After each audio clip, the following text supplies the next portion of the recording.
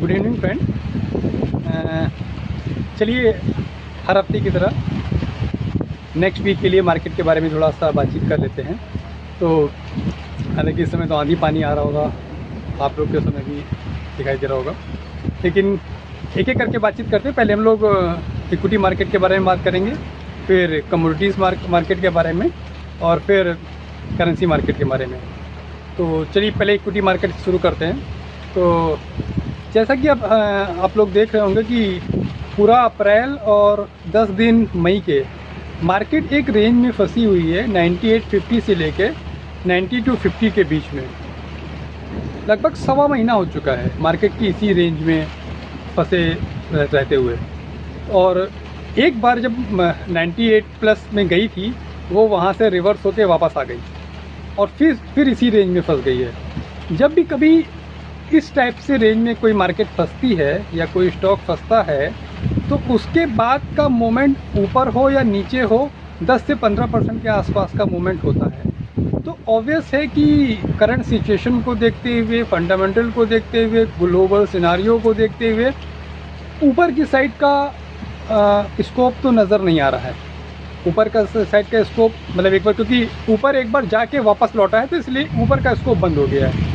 अब ये नीचे की तरफ ही मूव होगा, और जैसा कि डेटा देखने को लग रहा है कि जब मंडे से मार्केट खुलेगा तो हमको मंडे ट्यूसडे भी नहीं लग रहा, अब इनफैक्ट मंडे से ही मार्केट जो है नीचे की तरफ मूव करेगा और तेज़ मूव करने की संभावना इसमें दिखाई देती है।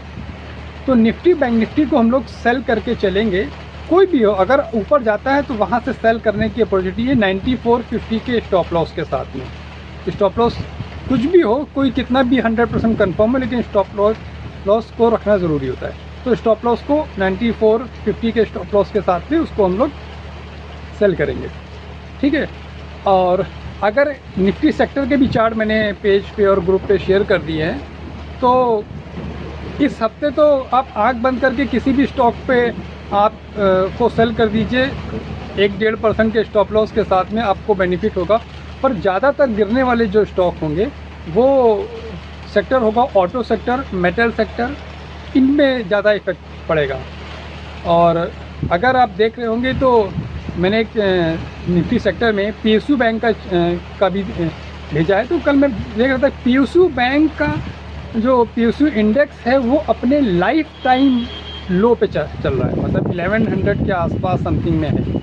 आप सोचिए 1100 समथिंग, जो कि 6 महीना पहले 4400-4500 हुआ करता था। तो स्थिति किसी भी इकनॉमी के लिए, किसी भी कंट्री के लिए उस देश की बैंकिंग व्यवस्था वो काफ़ी इम्पोर्टेंट होती है। और अगर अपने यहाँ के पीएसयू बैंकों की स्थिति ये है, तो आने वाले समय में स्थिति क्या होगी इसका अंदाज़ा लगाना कोई मुश्किल नहीं है, ठीक है ना। तो सेक्टर वाइज अगर देखेंगे, थोड़ा बहुत आईटी सेक्टर में बाइंग आ सकती है, क्योंकि ड्यू टू डॉलर इंडेक्स जो है वो अपनी पोजीशन को होल्ड करे और अपवर्ड साइड में बना हुआ है, जो कि एक प्रकार का डाइवर्जन है, ज़बरदस्ती इफेक्ट हो है। ट्रम्प जो है उसे या किसी का वो गिरने नहीं दे रहे, समझ लीजिए मोटा मोटा ये है ना। जैसे कि यूएस अपना स्टॉक मार्केट को नहीं गिरने दिया। एक एग्जांपल मैं इसमें देना चाहूँगा। आपने देखा होगा कि यूएस मार्केट का जो इंडेक्स है नैस्डैक, वो उसका हाई 9680 के आसपास है, और फ्राइडे की क्लोजिंग इसकी हुई है 9250 के आसपास में। मतलब अपने अब से केवल 400 पॉइंट नीचे है, ठीक है ना। अपने लाइफ टाइम हाई जो गया है 12500 प्लस में, और अपनी अभी इस समय चल रहा है 92 के आसपास मोटा मोटा। तो आप ये देखिए ना कि अगर 90 पकड़ लें तो उनका 400 पॉइंट और मेरा 3500 पॉइंट, ये जो गैप है ना इतना ज़्यादा, ये होना नहीं चाहिए। मतलब उनका मार्केट केवल 5% अपने हाई से गिरा है और अपना मार्केट 30% गिर गया, यह नहीं, ये डाइवर्जन है। और ये यूएस मार्केट का जो अपसाइड है वो डाइवर्जन है, ये पूरी दुनिया के स्टॉक मार्केट के को ले डूबेगा।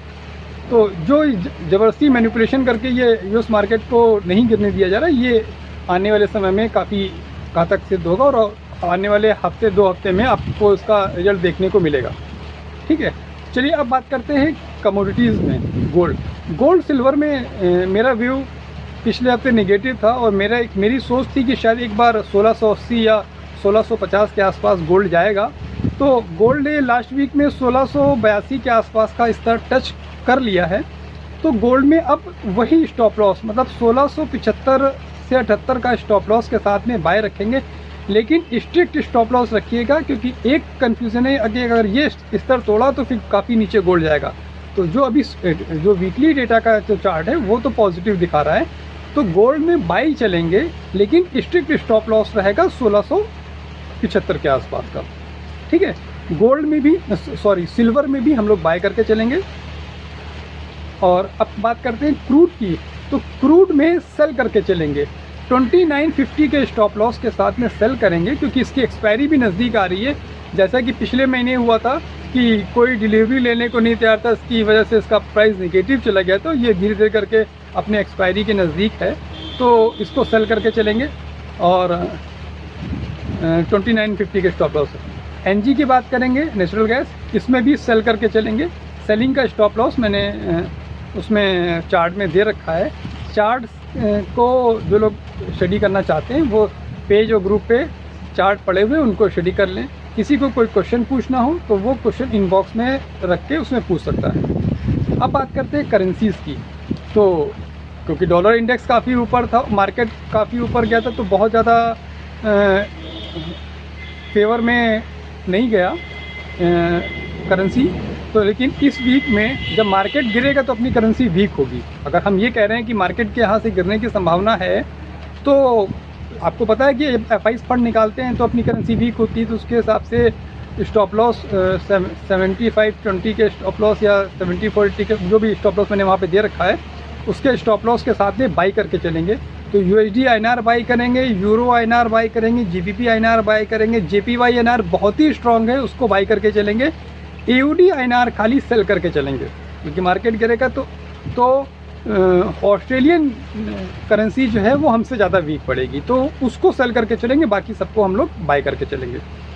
तो ये तो तीनों चीज़ों के ऊपर में बातचीत हो गई। और पर्टिकुलर स्टॉक्स पे क्या, अब तो मैंने जब यही बोल दिया है कि आप किसी पे भी उंगली रख के IT सेक्टर को छोड़ के सेल कर दिए, 1 से 1.5% के स्टॉप लॉस के साथ सेल कीजिए, तो सोचिए कि मार्केट की स्थिति मैं क्या देख रहा हूँगा, तो उसका कुछ नहीं है। और स्टॉप लॉस का विशेष ध्यान रखिए। ये मार्केट में जो लोग स्टॉप लॉस नहीं लगाते हैं, ओपन पोजीशन कर लेते हैं, उनके लिए काफ़ी खतरनाक, क्योंकि ऐसी सिचुएशन में जहाँ पे इंडेक्सेस, मैं कई बार बोल चुका हूँ, आपने कई बार एक्सपीरियंस भी किया होगा, पिछले 3-4 महीनों में 4 से 5 बार ऐसा हो चुका है कि स्टॉक 4 से 5% नहीं, बल्कि इंडेक्सेस 4 से 5% नीचे भी गया है और ऊपर भी गया है। तो ऐसी स्थिति में स्टॉक का कितना गिरने या बढ़ने की संभावना है आप अंदाज़ा लगा सकते हैं। इसलिए ऐसी कंडीशन में स्टॉप लॉस ही आपको बचाता है। ठीक है, अपने पर्टिकुलर जो भी आपने मन में सोच रखा है उस स्टॉप लॉस के साथ में आप मार्केट में एंट्री कीजिएगा। ठीक है, और सारे रिस्पेक्टेड ग्रुप मेंबर से रिक्वेस्ट है कि जितने भी स्पैमर पोस्ट आपको दिखाई देते हैं उनको रिपोर्ट टू एडमिन कीजिए, जिससे उन्हें ईजिली ब्लॉक किया जाए। पहले की अपेक्षा बहुत ज़्यादा कंट्रोल किया गया है इसके ऊपर में, जिससे जो काम की पोस्ट होती है उसको देखने में अब लोगों को सुविधाएं हो रही हैं ना। अदरवाइज़ उनके स्पैम के होने से क्या होता है कि वो कमेंट के ऊपर में वो स्पैम कर रहे हैं। ऐसे तो मैं टेक्निकल टीम उसको अप्रूव नहीं करती है, लेकिन फिर भी वो कमेंट के ऊपर में करते हैं, तो सबको ट्रैक करना बहुत ही थोड़ा सा टफ वर्क है। तो आप लोग जब भी हो तो आपको कहीं भी कोई दिखाई दे तो उसको आप तुरंत ब्लॉक कर दीजिए। तो इस नेक्स्ट वीक के लिए बस इतनी रखते हैं। अगर किसी की कोई क्वेरी हो, कुछ पूछना हो, तो आप इनबॉक्स में या व्हाट्सअप नंबर जो दिए उस पर आप कमेंट करके पूछ सकते हैं। ठीक है ना। तो चलिए, आज के लिए नमस्कार।